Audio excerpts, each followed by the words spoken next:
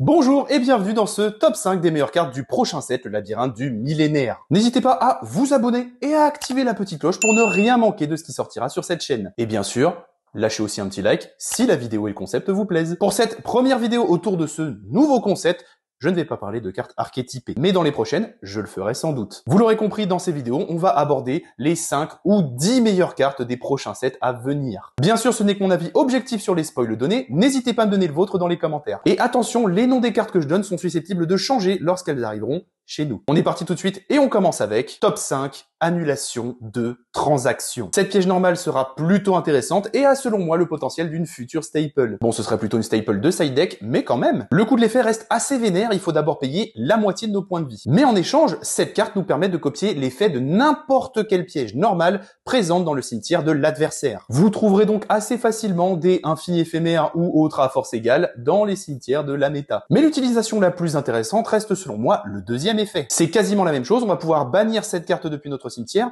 payer encore une fois la moitié de nos points de vie, mais cette fois-ci on va copier une de nos cartes pièges dans notre cimetière. J'ai tout de suite pensé à des interactions très intéressantes dans Labyrinthe, mais aussi dans Dinomorphia. Ce que cherche le deck après tout, c'est quand même la perte de points de vie. En plus, c'est un deck piège. Honnêtement, mieux vaut garder un œil sur cette petite carte et surtout en garder un playset dans un classeur. Top 4, Xyz blindé. Alors attention, son effet est assez trompeur. Ce n'est pas une magie d'équipement. C'est une magie normale qui permet d'équiper un monstre Xyz dans notre cimetière à un monstre face recto qu'on contrôle. Grâce à ça, le monstre équipé obtient l'attaque et l'attribut du monstre Xyz. Et en plus, une fois qu'il est attaqué, on va pouvoir détacher le monstre Xyz qui était équipé pour que le monstre puisse taper une fois de plus. C'est de l'OTK vraiment pur et dur, mais je pense qu'il faudra attendre que les decks Xyz reviennent sur le devant de la scène pour vraiment voir cette carte briller. En attendant, dans un petit deck Utopie, ça devrait être pas mal. Top 3, le numéro 1, roi bourdonnant de l'infection. Cette fois-ci, je l'affirme, on tient une nouvelle staple pour les X68 du jeu. Lorsqu'elle arrive sur le terrain, on va pouvoir jeter un petit coup d'œil dans l'extra deck de l'adversaire,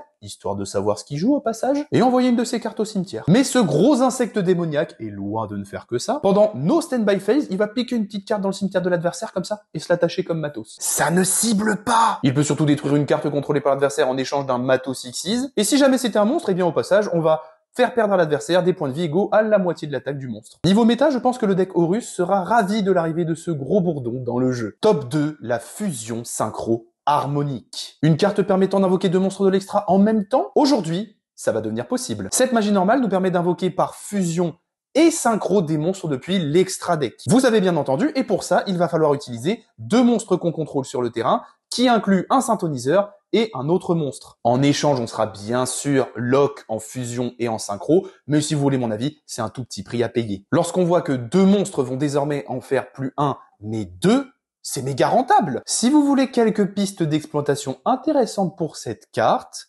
allez, c'est bien parce que c'est vous. Le mélange marqué d'Espia Bestial avec notamment les fusions Albaz, mais surtout la présence de Dispater. Dans Manadium aussi, même si le deck est majoritairement synchro, il y a aussi la présence d'Astraloud. Et surtout les nouveaux esprits de la Terre qui sortent dans cette extension, qui auront un extra deck divisé entre ces deux types de cartes, fusion et synchro. Enfin, top 1, feu ardent. J'ai pas arrêté d'attendre cette carte. C'est un nouvel extender pour les decks pyro et plus largement les decks autour de l'attribut feu. C'est la nouvelle grosse carte de tuto de ce début 2024. Bien sûr, elle est beaucoup plus restreinte que ses grandes sœurs renfort de l'armée ou terraformation, mais elle permet quand même d'aller chercher les quelques 95 monstres pyro de max niveau 4 présents dans le jeu. Les rares archétypes du jeu qui pourront user et abuser de cette carte restent des rogues comme Laval ou Volcanique, sortis plus récemment dans les duelistes légendaires 10, mais ne sous-estimons pas le potentiel de cette carte et son utilisation dans le futur. Je pense qu'elle pourrait clairement bien nous surprendre. N'oublions pas que récemment on a eu un certain archétype appelé œil de serpent,